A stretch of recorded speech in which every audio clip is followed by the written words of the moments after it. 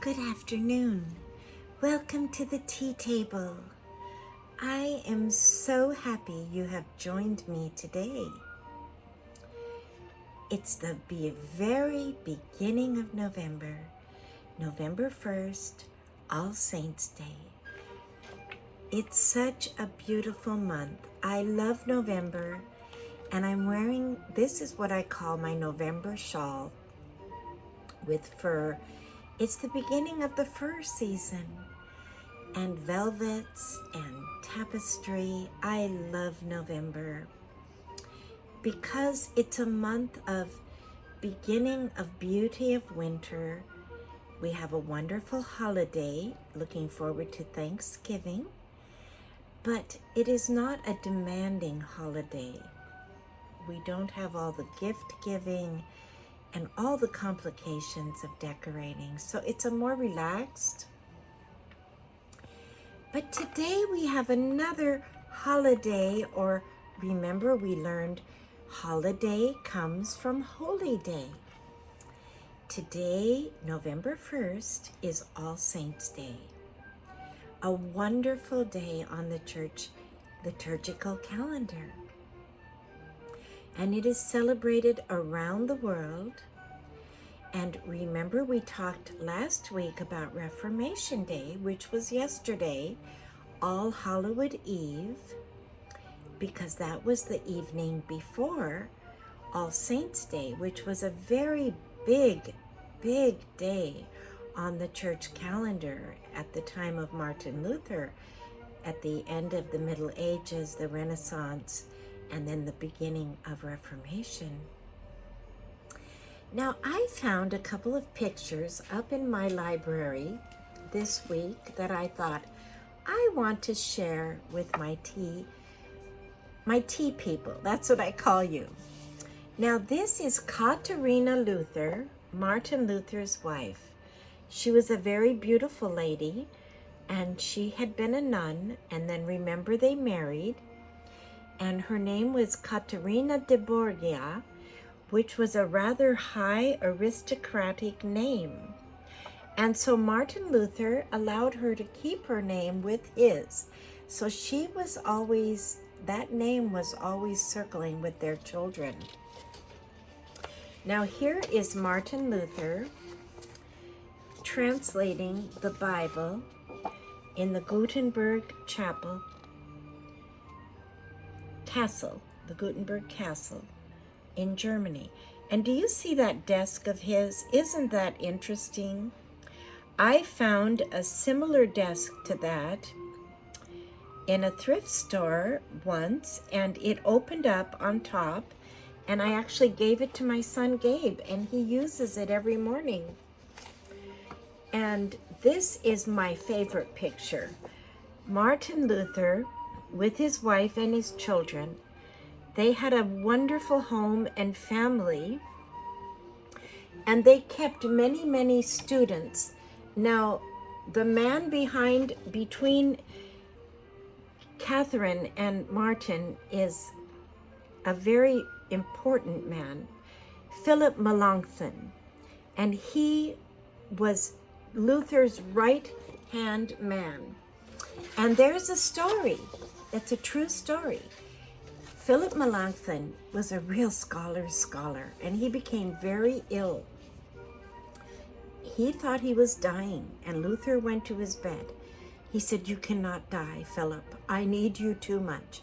I command you to live." And do you know that Philip Melanchthon got better and lived many more years and helped Martin Luther in much of his translation, in the establishing of the schools. He was called a real schoolman, he actually could have been part Jewish because his nephew, Rachlim, who was also very involved, he was related to Philip Melanchthon, and he is considered a Jewish Christian scholar. So it's very interesting, all the weavings and the tapestries of the beauty of all of the people that we are related to. Because remember, I told you, these are our ancestors of faith. Just like we have founding fathers of our nation, we call them fathers. They are the progenitors of America. They're part of us. The same with all of the saints that have gone before. Now, to inform you, All Saints' Day had not always been on one day. During the Middle Ages, when they decided to honor great Christian men and women of the past, they were having, like, they would have St. Augustine's Day on his birthday, St. Benedict's Day. Well, they suddenly had so many saints, they weren't getting any work done. And so they had a church council and said, let's put all the saints on one day. And that's November 1st. Now, to not leave anyone out, November 2nd is All Souls Day, which means a remembrance of those beloved people in our lives that have gone on and passed on and have gone on to heaven. But we remember them. We don't want to forget their memory. And so it's a beautiful 3-day celebration. And if you go to a church that is either Eastern Orthodox, Catholic, Lutheran, or Presbyterian, you will probably celebrate that this Sunday. I know in the Lutheran Church, they had a beautiful thing when we would go forward to communion. Everybody could take a candle to remember a loved one that had gone before, or a couple loved ones, and just in their memory thank God for them, and then put the candle in a little bit of sand. And it was quite beautiful because this was honoring whatever brings respect or honor to the past, present, or future. God is in, because all through the Bible, he reflects. In the book of Hebrews, there's a chapter, Hebrews 11. It's called the faith chapter. And in that chapter, it talks about all the great men and women of the Old Testament that went before, honoring them. So it's a very biblical thing to do. So I have a little candle here today.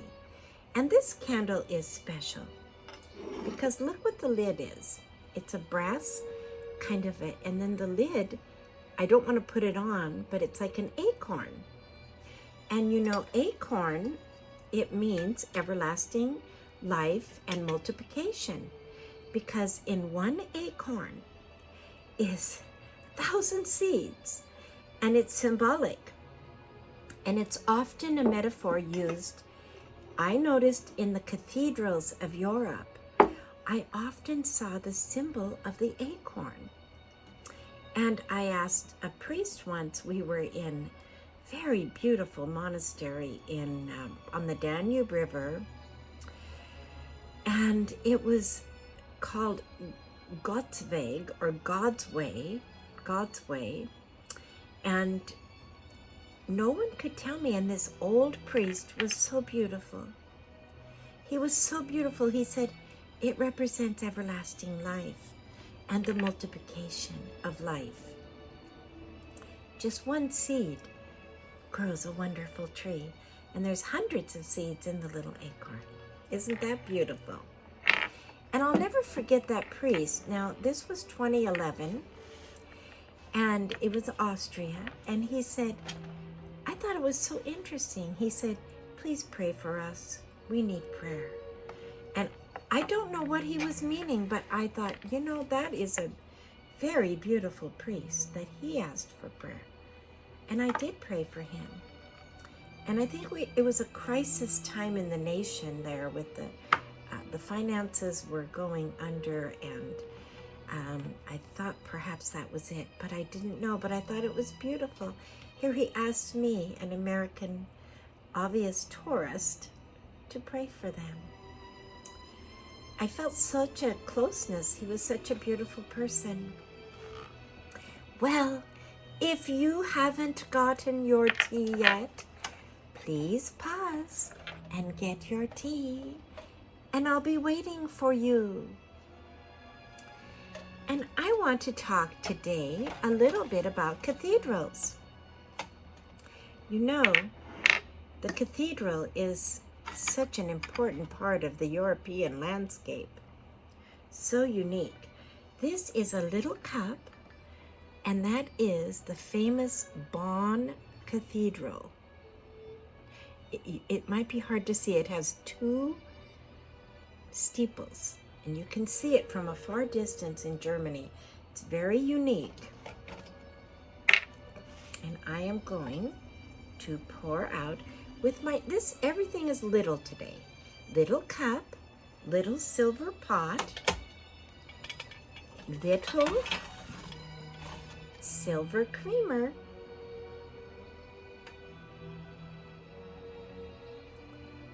and I have something very humble for a treat today. Very sweet and very humble. Little animal crackers for the little ones. I just had these in my house and I thought, how fun to just put them on the tea table. I'm going to open up. I am wearing this brown fur. I always think of the months with colors. September is kind of a pinky red. October is an orangey yellow. November is brown. December is blue. And so this is my November. Whenever I've had this for so many years. I've worn it on so many occasions. And it always comes through. It never seems to wear out. And I have on just the colors of fall, orange and black. And I am wearing, from yesterday, just a little pumpkin. I like the little pumpkins. They represent, to me, fall and bounty and the squash and all of the wonderful things that are coming to our table for Thanksgiving. Yes. So should we try the tea? And I have lovely autumn flowers for you today. Actually, they're leaves.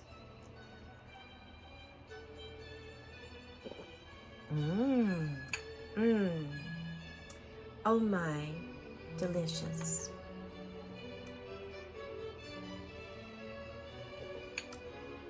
When I lived in Switzerland, my dear friend Eileen and I lived for 7 weeks in a darling chalet called Chalet Le Troglodyte. It was our own.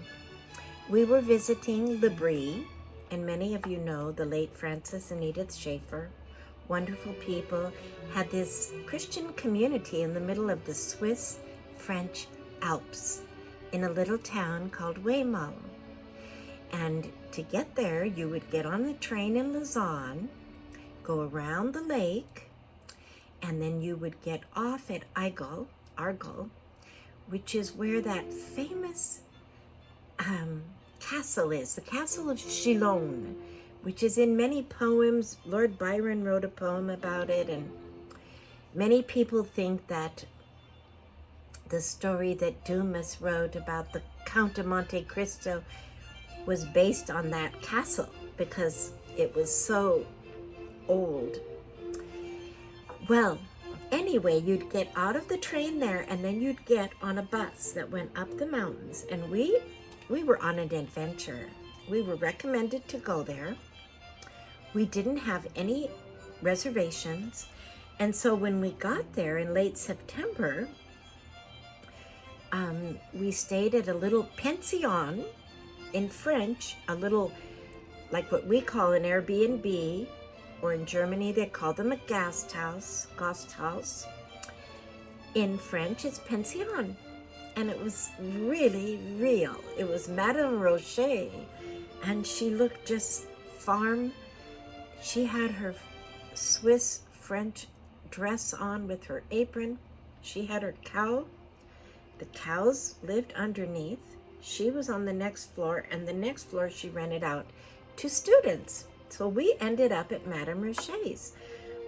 Well, we wanted to stay at L'Abri, but we didn't have a reservation. And the wonderful man, it was Francis Schaeffer's son-in-law, John Sortry. He was married to the oldest daughter. He was a Swiss man. He said, well, there's a little Swiss chalet called Chalet Le Troglodyte. It's empty now. I could call the man and ask if you could stay. So he called, and the man said yes. He was on a trip. It was kind of a mountain vacation place he had. And I don't know if the man was probably Swiss. I don't know. We never met the man. And that was so kind of him. And when we moved in, it was all one room with a little bathroom and then a little kitchen. Everything was there that we needed. The Swiss and the Europeans are so organized. And we had everything we needed. We had a couch that was a couch by day, and we pulled it out. At night, it was our bed. We had a long wooden plain table by the window, which was our desk during the day, and at night was our dinner table. Then we had a porch. We even had a cat and a little bit of oil for our stove. We ended up staying there for 7 weeks, from late September to early November. And we were there for the first snow.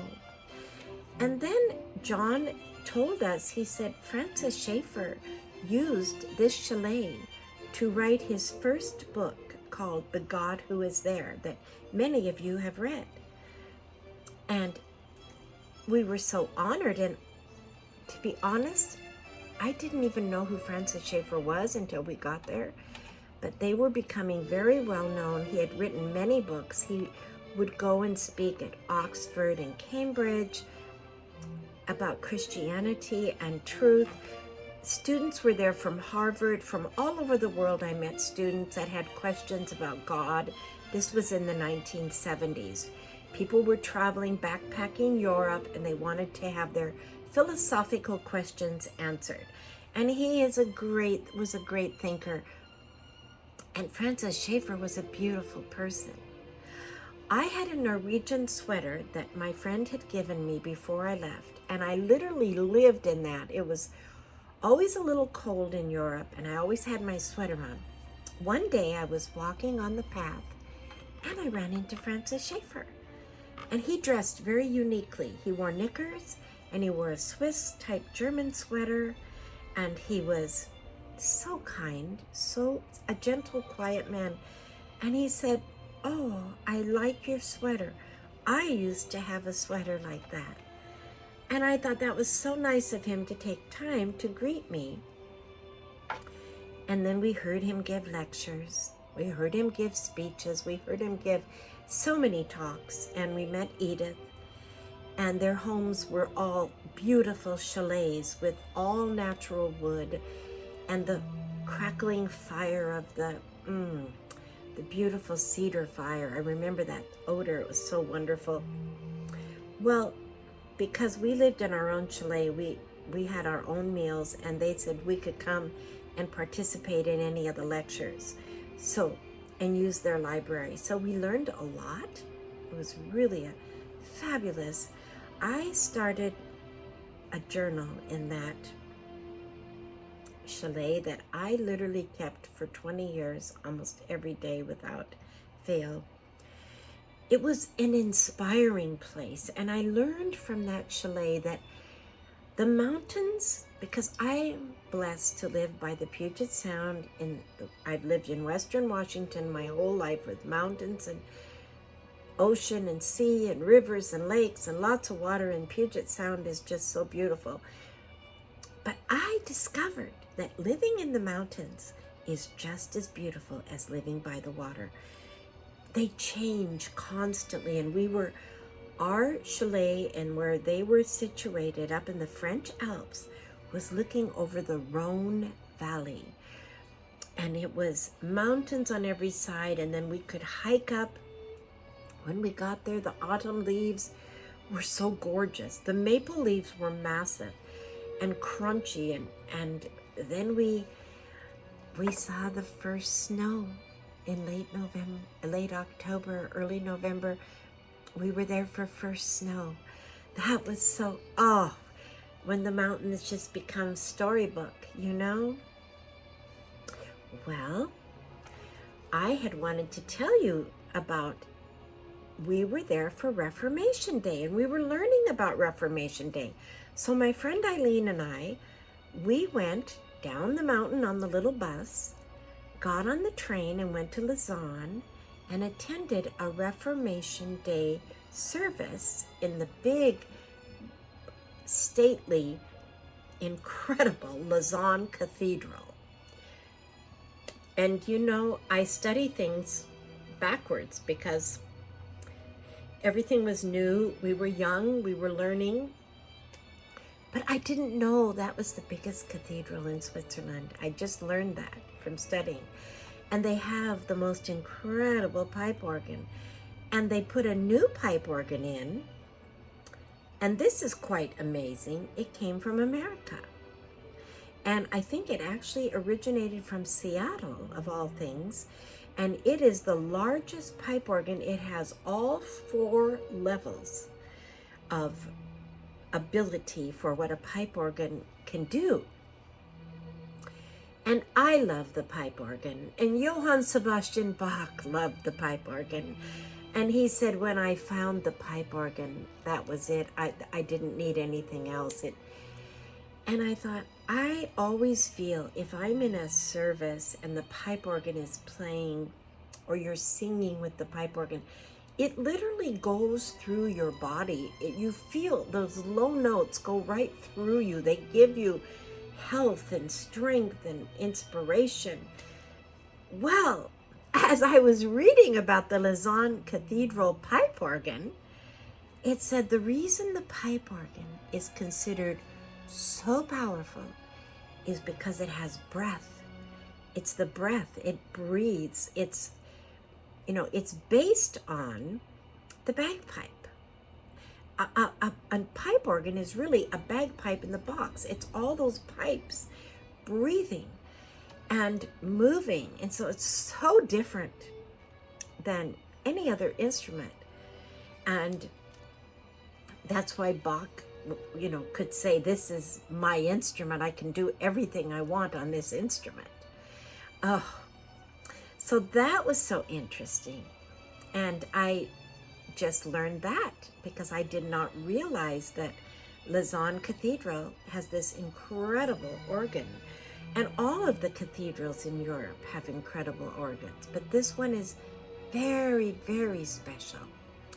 Well, as I was thinking about All Saints' Day, I thought I'm constantly thinking about the saints because I live in church history. And really, what is church history? It's just biography. It's just stories of all the great people all through the ages. You start with the early church, the first 300 years, and then you end up with Constantine having, the Council of Nicaea 325 deciding they had heresy difficulties, and so they had to codify sound doctrine, and that's what you have in the Nicene Creed. Creed means I believe. It's what you say, I believe. So, but in 309, he made it legal for Christians to worship. No more persecution. So that's the first 300. And then you have these people by 400. You have Augustine in doing the most incredible things, writing City of God, writing his Confessions, becoming such an inspirational person that to this day, he's looked at as one of, if not the greatest since the days of the disciples, truly one of the greatest. He's considered by everyone. And that's why you'll know him as St. Augustine. And then you have St. Jerome, who translated the Bible in 400 in Bethlehem, collected all the scriptures and put it into one Latin Vulgate book, which had not been done until then. And then you have St. Patrick in 400, and then St. Columba. So this is how you study church history. Really, All Saints' Day is the crown of church history. It really is. And then you keep going, you're going to have Charlemagne, and you're going to have the fact that the Holy Roman Empire and the rulership of that and the power that went there. And then you have, of course, after you have Saint Benedict too. I mean, there's so many. I'm going to leave people out. There's just too many. And Thomas Aquinas is up in the 12s, 11s and 12s. And then you have the beginning of Renaissance. And then you have 15, the Protestant Reformation. So you have Martin Luther, John Calvin, and you have Erasmus up in Holland.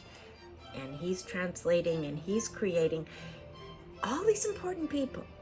So I just think All Saints' Day is an incredible day, and I think for children would be so awesome to have a book that is at their level that could maybe choose 25 of the great saints and have a few from each era and their story on one page to acquaint. And I'm sure there are books written like that, but we need more. We need more education for the young and the old. We need catechisms. Catechism is a word that is a Latin word, and it just means question answer. It's a method. So if you catechize somebody, you question. It was a method of teaching. Like you say, who made you? And the child says, God did. And the catechizer says, what else did God make? And the child says, all things. Well, that's what a catechism is. It's a method of learning. In the Middle Ages, this was considered the best method. Question, answer, so that everyone's involved. You know, when you speak something and you memorize something and then you copy something, you learn it. You really do. And it's a more simple way of educating people. It's not so cluttered. I think too much information at once is the most dangerous thing for a child because they're not going to remember any of it. But if we can learn a little bit at a time and then retain it and then review it and then add more. But keep it light, keep it interesting, keep it fun. That's what I love about learning, is adding to what we have. There is always something new to learn. And I can't leave this tea talk without talking about our sacred privilege and honor as Americans that we also get to vote this week. Voting is so important. And I was thinking throughout history, I started reflecting, you know, the Greeks, they did have voting, but their voting was so different. And it was only the landowners and men, the leading men. Not all of the people got to vote. And their voting was called ostra. They had a stone they would scrape on. And they had a reversal of us. If there was somebody in power they didn't like, if that man would get 6,000 votes to remove him, he was removed. And that's where the word, you know, ostracize comes from. It comes from that. Well, then in the Roman time, it would have been kind of a repeat. It was the people, the average man or woman on the street didn't really have much say. The Caesars had the power. They had their Senate and they had a little bit of representative, but you must remember, like say for example, when Jesus was in Jerusalem and the Jews were there, they weren't voting. The common people, they weren't allowed to vote. And even up through the Middle Ages, then you had the kings, and then you had the kings and the bishops, or the Pope and the kings together with Charlemagne, and it became Holy Roman Empire. The people didn't have any say. They truly were victims. I mean, you might have a little king here and a little king there, but they had to depend on their leaders. It's not until, and even in England, I was reading about in the 16s, they were forming a parliament, but only a landowner, a man, and an aristocrat could actually vote. And it was not, we just take this so for granted. But that's why people say America, land of the free, home of the brave, because it's a unique place that was founded. Our founding fathers, they were so dedicated to all men are created equal, and that came from the Bible, that the ground is level at the cross. And much of our concept of representative government really came from Scotland, from John Knox, the Presbyterian form of church government, which came from John Calvin in Geneva, was that you would have balance of powers. You'd have executive, judicial, and legislative. And that pattern, and then that people would be self-governed. It took on a little bit different form, but then in America, you also had George Washington and all, it took, I was thinking, it took a tea party to get us our country, didn't it? Because that was the last straw. When they were going to tax the tea, that was it. And so, we love you, little tea. You gave us our country. So the men stood up and threw the tea off the boat in the Boston Harbor. And they said, no, enough is enough. We need to be free. And out of that, and when Thomas Jefferson is writing the Declaration of Independence, think about those words. Where was he coming from? That didn't just come out of the sky. That came from deep philosophical thought. That came from years of development. Many believe that much of it came from when Samuel Rutherford wrote the book. Lex Rex. Lex means law. Rex is king. Law is king. Lex Rex. Because in the past, it was the opposite. It was Rex, which means king. Lex meant king is law. But America and Thomas Jefferson took the concept, law is king. And out of that, we had, and then you say, well, where did the law come from? Well, they were basing their law on the Ten Commandments. They were basing their law on the Mosaic Code. That's why Moses is sitting in our Supreme Court building. That's why the Ten Commandments are on the Supreme Court. And then it came through, of course, great King Alfred of England, the Dooms of Alfred. He had established law. And then the Magna Carta, 1215, when King John, he had to be punished because he was taking too much power, and the people said, no, that's enough. Every man born on English soil is free. And that's what the Magna Carta, that's 1215. Magna means big, Carta means chart, the big chart. That's what our law is based on. Nothing comes out of a vacuum. Everything has a root. And our roots go back to the Bible.